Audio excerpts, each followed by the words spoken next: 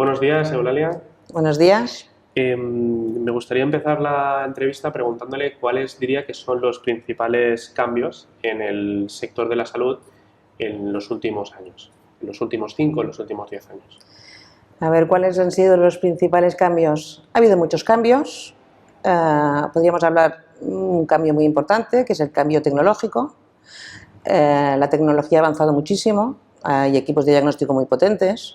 Podríamos hablar de la genética, que van a marcar nuestro futuro, inteligencia artificial, muchísimos cambios.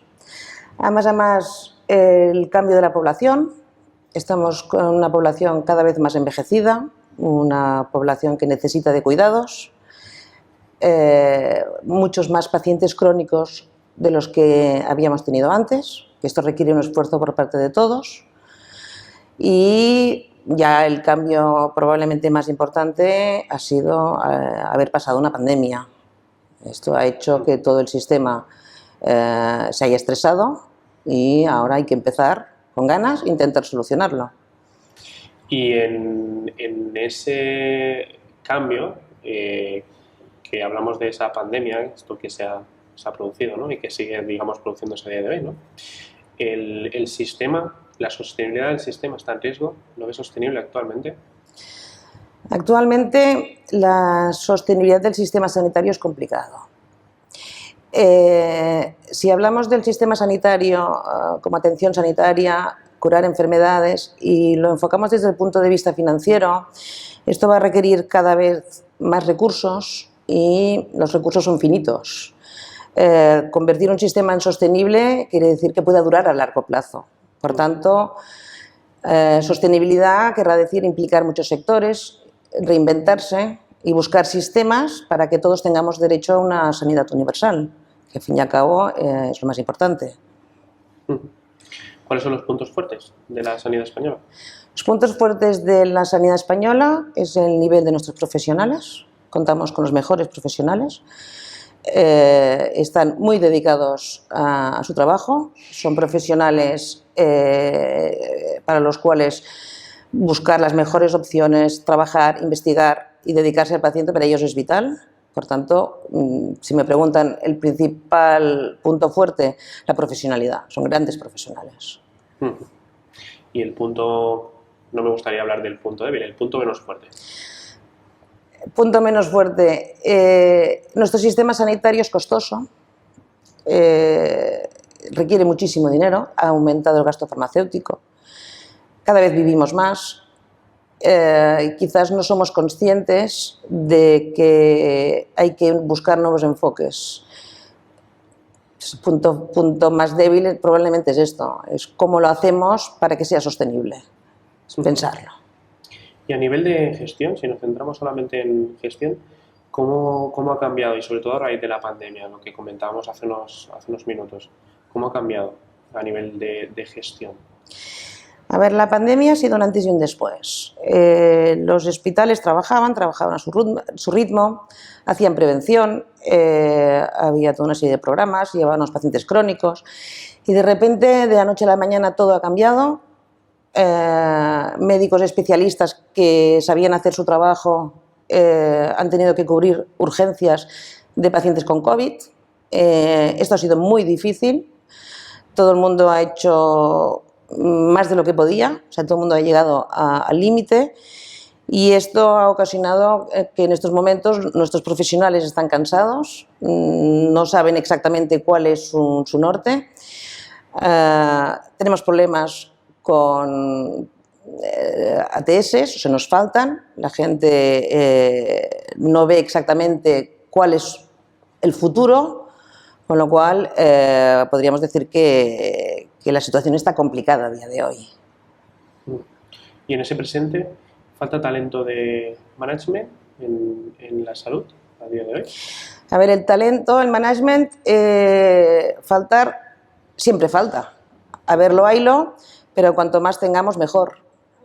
Aquí hay que manejar pacientes, familiares, profesionales, personal auxiliar. Cuanto más talento tengamos, mejor. Todos los recursos son pocos para intentar solucionarlo.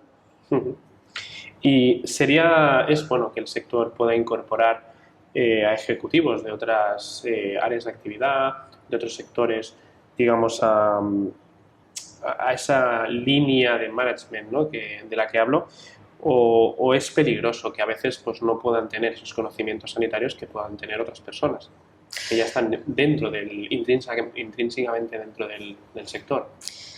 Y yo creo que el éxito está en colaborar, en trabajar conjuntamente. Que el profesional del management entienda lo que es un paciente, entienda los sentimientos, entienda la presión con la que se encuentra un profesional en el momento en que tiene ante sí un paciente con problemas, la familia, todo. Por lo tanto, es bueno que de fuera lo entiendan y es bueno que el profesional sanitario, el médico, esté rodeado o apoyado por alguien que le ayude a tomar decisiones, que le apoye y que el médico no se encuentre solo en su consulta teniendo que decidir ante el bien y el mal, que no es tan fácil. Por tanto, cualquier colaboración para mí es muy importante. ¿Es el principal fundamento, digamos? ¿Serían la principal característica que tiene que tener una persona que se dedique a gestionar o en el management, digamos? ¿Esa sería la principal característica? Que sea empática con el... Sí, para mí es básico. Para mí es básico. Tiene que entender, estamos hablando de sentimientos, estamos hablando de un derecho a la vida. Por tanto, hay que estar, hay que entender y hay que colaborar. Para mí es básico. O sea, poner gestores que no entiendan lo que tienen delante ni el problema con el que se van a encontrar puede ser un fracaso absoluto, evidentemente. A nivel empresarial, hablando de concentración en el sector, ¿cómo está actualmente y si irá a más en los próximos años? ¿Es una tendencia que va a ir a más en los próximos años? Bueno, al médico como lo conocemos de antes, el médico abría su consulta, tenía la mujer que hacía de enfermera, tenía su grupo de pacientes para los cuales el médico era su persona de confianza, pero la tecnología ha ido avanzando, el médico no se ha querido encontrar solo, los médicos se han ido reuniendo, han montado pequeñas clínicas, ha habido muchas, el sector está muy atomizado y es evidente que hay que concentrar porque en la unión está la fuerza, así pueden hacer inversiones superiores. O sea, 5 médicos no pueden tener un equipo de diagnóstico, un PET de última generación.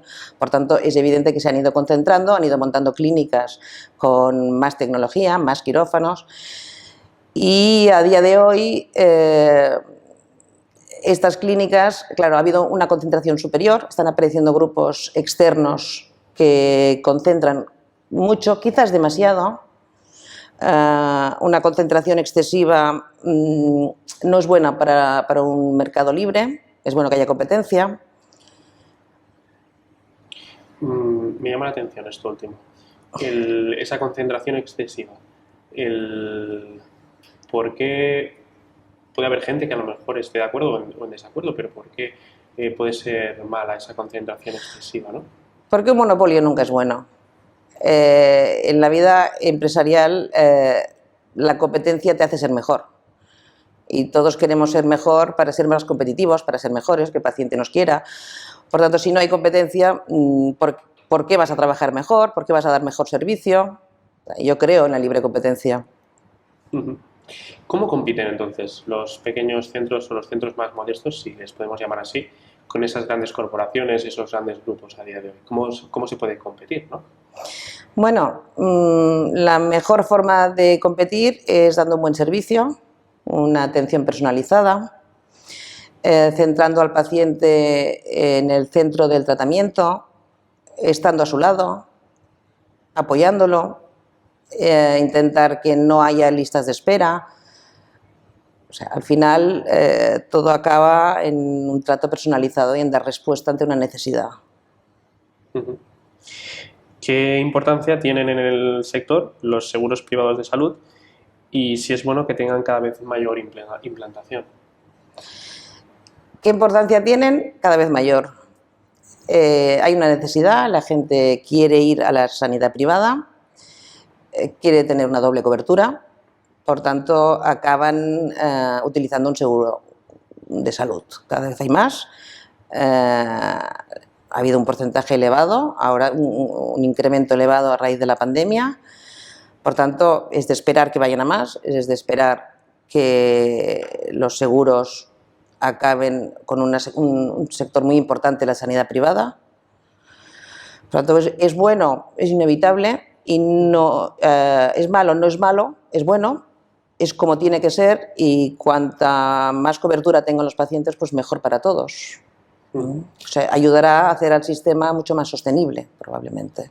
O sea, digamos que a raíz del COVID también a la sociedad le ha hecho cambiar un poco ese concepto, esa mentalidad, ¿no? A lo mejor aquel que no se lo planteaba, fruto de ese crecimiento en el seguro privado y esa tendencia, no sé, como que ha tocado un poco, ha hecho clic, ¿no? en la gente, por así decirlo. La gente ha entendido. Exacto, la gente ha entendido que hay que tener, quien pueda tener una doble cobertura, pues mejor tenerla.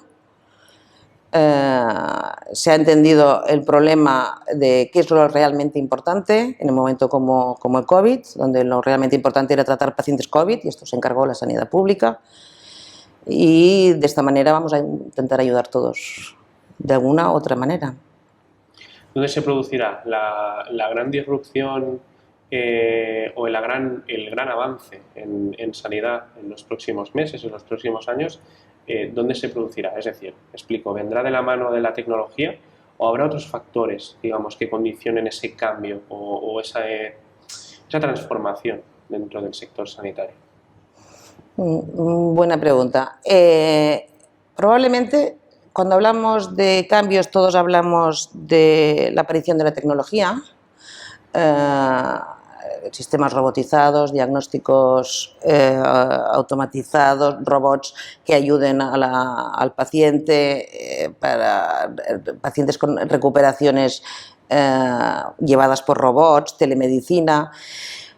Pero habrá un cambio también muy importante de cómo las familias ayudarán a la sanidad colaborando, o sea, muchos sectores van a colaborar para hacer el sistema más sostenible. Aparecerán personas, cuidadores, es una nueva era en donde todos tendremos que implicarnos para el cuidado de la salud nuestra, de nuestros mayores y de nuestros niños, evidentemente. ¿Y vamos bien encaminados hacia esa sostenibilidad? Tenemos que ir bien encaminados, tenemos que pensar en la sostenibilidad como lo más importante, cambio climático, problemas energéticos, o sea, todo lo que se hace en esta vida tiene que estar enfocado desde el punto de vista de sostenibilidad. ¿Va a aguantar o no va a aguantar? No se puede mirar a corto plazo, estamos obligados a mirar a largo plazo.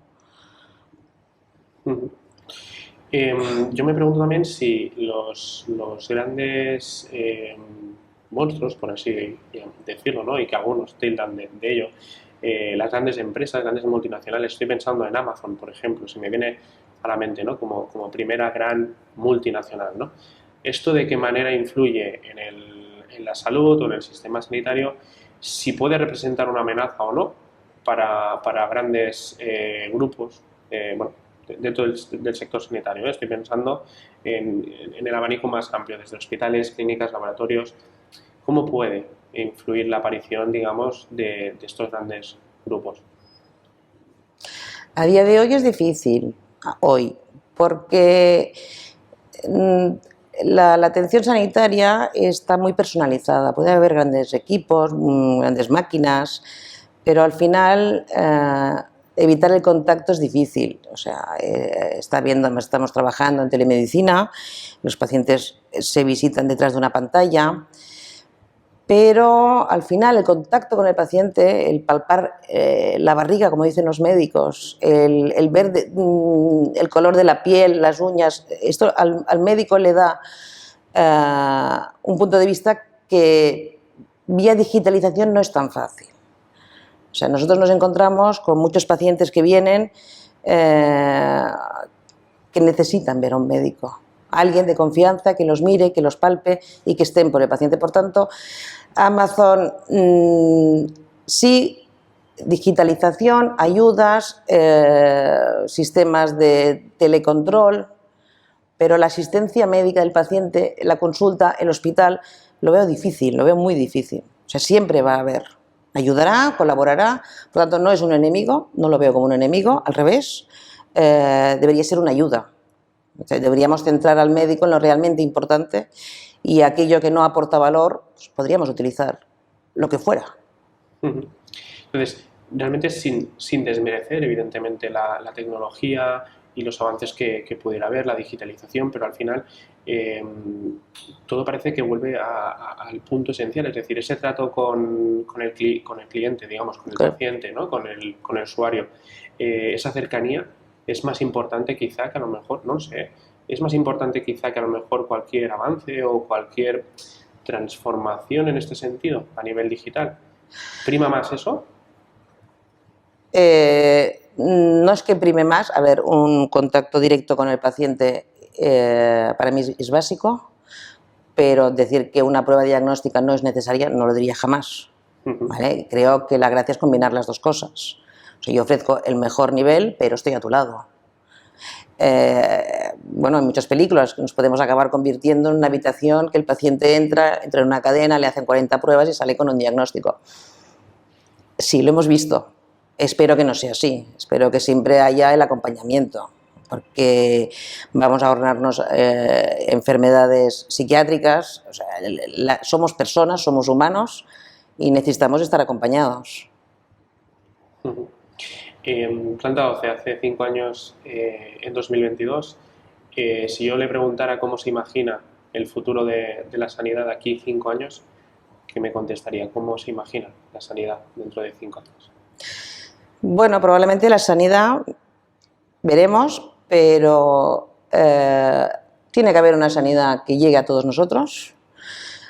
Habrá gestores, creo que pinta que habrá diferentes gestores, por un lado una sanidad pública, por otro lado entidades aseguradoras que darán cobertura vía seguros privados, vía seguros de empresa.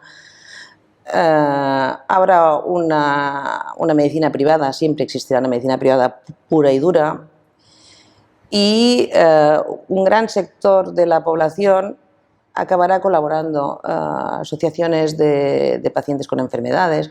Estos tienen que entrar en el juego para ayudar, al fin y al cabo, a lo más importante, a hacer el sistema sostenible.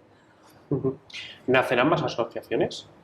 Espero que sí. ¿Que pueda haber hoy? Espero que sí.